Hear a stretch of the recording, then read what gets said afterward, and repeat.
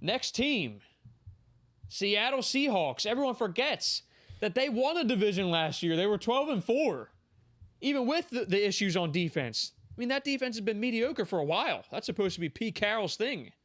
The defense used to carry them. They were 12-4 last year, guys. It was a tale of two halves last season.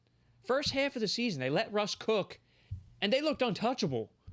Russ was your MVP candidate, number one guy last year for half the season, and then suddenly everything changed, and the offense was totally different. It was a train wreck. I don't know what happened. It was just so bizarre. It was bizarre. They went away from what was working. It's because late in the season, you got to be able to run the football. You have to. But they're a team that should be able to do it. It's just weird. Like, they forgot what got them that far. The balance was out of whack at that point, and then they became a complete run-first team like they were 2 years ago. To me, though, that's like Pete Carroll's MO at this point. Like, he's inconsistent, and the decisions that he makes are so questionable because it's like if 5 plays are working or whatever is working, he's like, okay, that's working. Let's do something else. And I just never understand it, and their O-line isn't that good. So, like, Russ is constantly running for his life, and then you have Chris Carson and Rashad Penny sometimes that you're sprinkling in. But it's just like with the Seahawks, even though they went 12-4, I just like you never know on a weekly basis like what's coming, and it's just like it gets so confusing when you're trying to assess them. I mean, obviously, like I said, they won the division and stuff like that, but it's just weird because it's like it literally is like 2 different teams week to week. Yeah, you don't they somehow find a way to win though. You don't know what you're getting week in and week out with them. You just know that Russell Wilson's going to make something happen, and they're probably going to win a tight game. But that's what happens when you get late into the season. You can't always do that. Right. You can't rely on just winning on Russell Wilson winning you that close game every time because it doesn't always fall like that. Yeah, because you play teams like the Packers, the Bucks. Yeah. The top tier teams in the NFC. I mean, the concerns that are still present with this team are concerns they've had for a number of years now. They still haven't gotten Russ an offensive line. What are you doing in the front office? Like, this is supposed to be one of the top 5 best front offices in the league, and they've been kind of iffy the last few years. And the defense, I mean, yeah, they went out and got Jamal Adams, who we will talk about him. I mean, we might as well just say it now, but Jamal Adams got the new contract earlier in the week, and he's the highest paid safety in football. I don't think he's the best safety in football. I was going to ask you guys that, but he's right up there. They went and got him, and they still got Bobby Wagner, but they lost some pieces on defense too. Like, the defense is still to me. I feel like Jamal Adams is a headache. He has been kind of a headache, right? Like, I feel like he's a headache. You know what I mean? Like, I feel like that contract, I think they might regret it.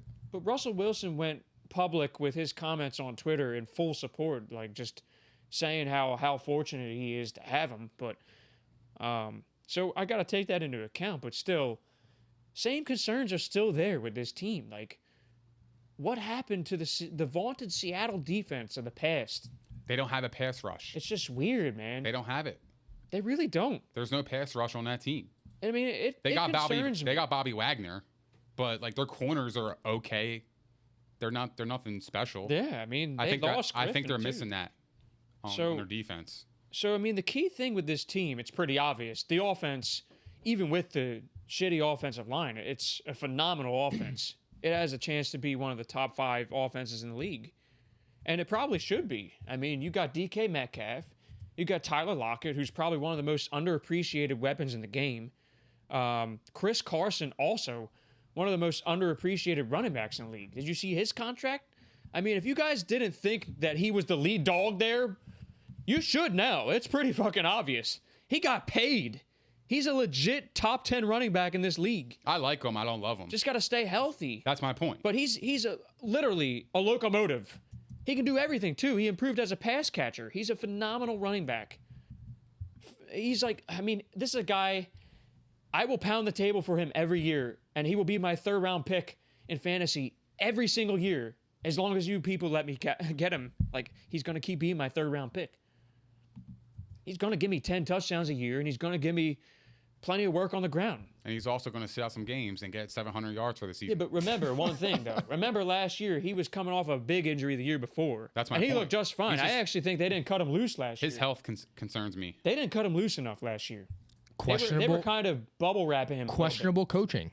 Exactly.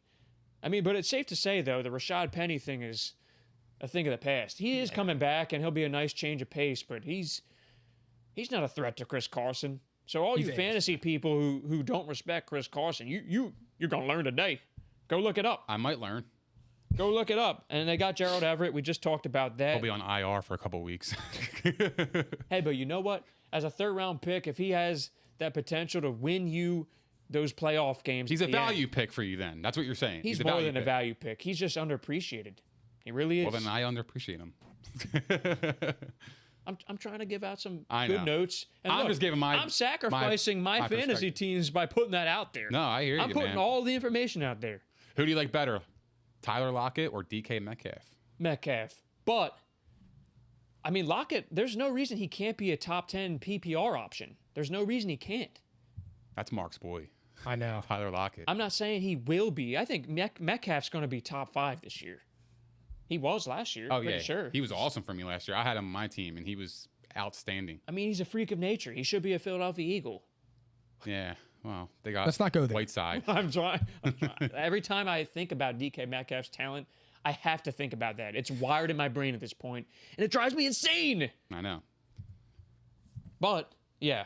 And they got Dwayne Eskridge, who might be a sleeper slot guy for them at some point, but not quite yet. Mm-hmm. Not quite. So, playoff team, though, guys? Yeah. Yep. I think they're a certain playoff team. I'm going back and forth with the division winners here. Like, I don't even know. So I'm still in my head I thinking. literally- about it because I'm like, shit, I don't know who to pick. Like, there's a couple teams that I like. There's one team I don't like, but we'll just Yeah, move on. hold that, Yeah, let's hold move- that. There. But as we keep talking about this, though, it's like, it's making me think about. Oh, I know. Like, I've been going back and forth about it already.